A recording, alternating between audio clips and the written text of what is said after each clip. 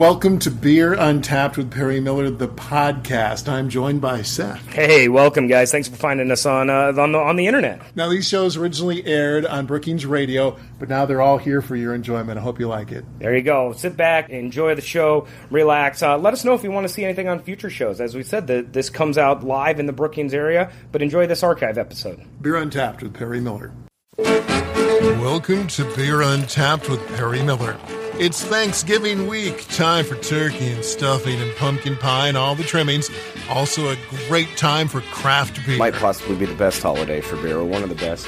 There's a number of varieties that you can have during Thanksgiving because there's a number of things that you'll end up eating throughout the day.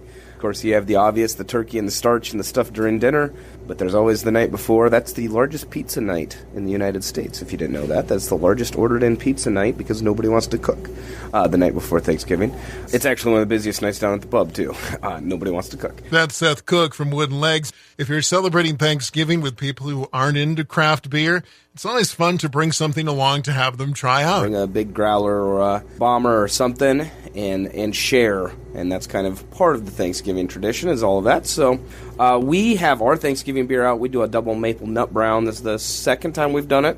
It was our original seasonal beer. It was the first seasonal we ever made. It's a big imperial nut brown, which is kind of a weird category, but we figured it's fun to fortify beers every once in a while, especially as the days got cold here. And then we have a whole bunch of maple syrup in it. And you'll taste the maple, you'll taste the strength, you'll taste the wonderful elements of the brown.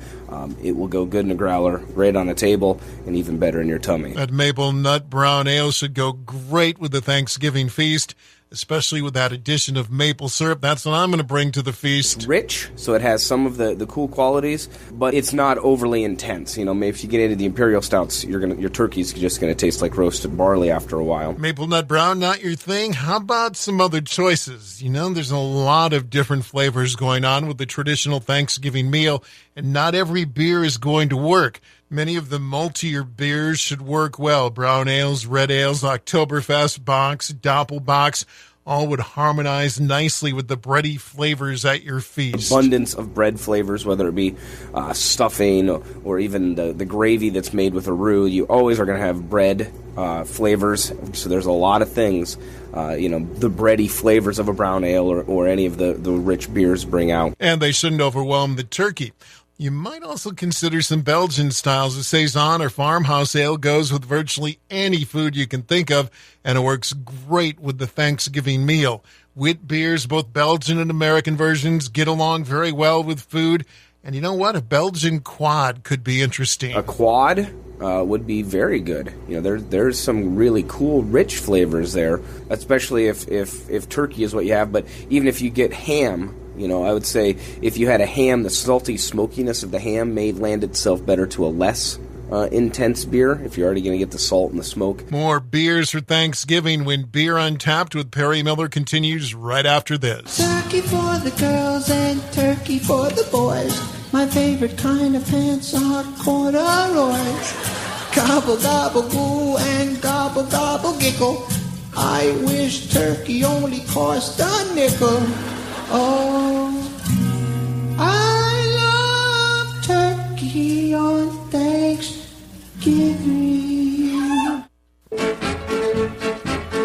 Welcome back to Beer Untapped with Perry Miller as we discuss beers for Thanksgiving.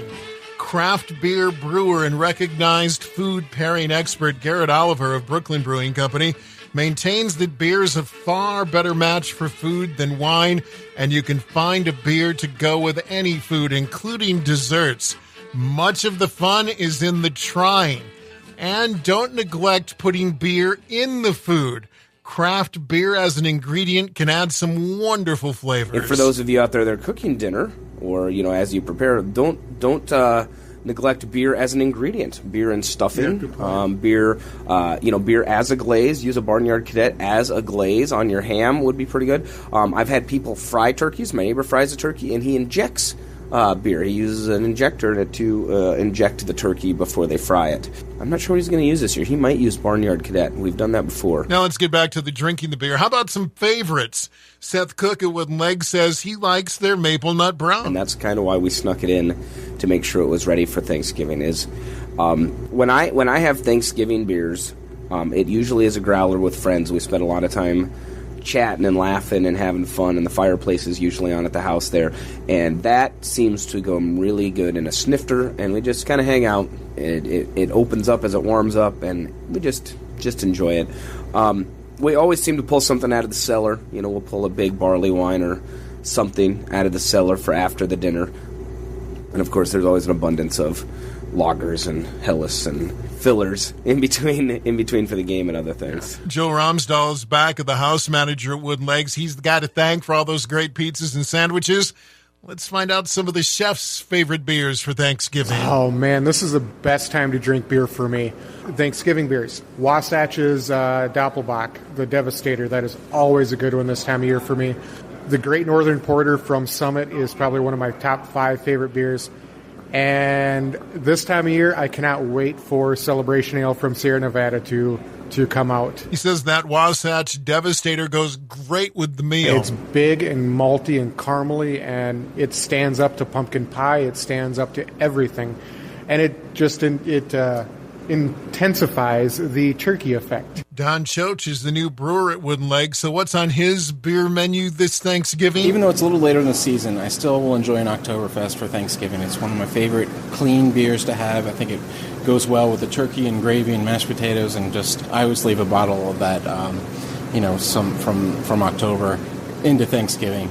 Of course, one of my favorite beers is the Sierra Nevada Celebration Ale, and it always comes out before Thanksgiving, and it's a Christmas beer, but I don't have a problem drinking that around Thanksgiving time. That's one of my favorite beers to have after dinner.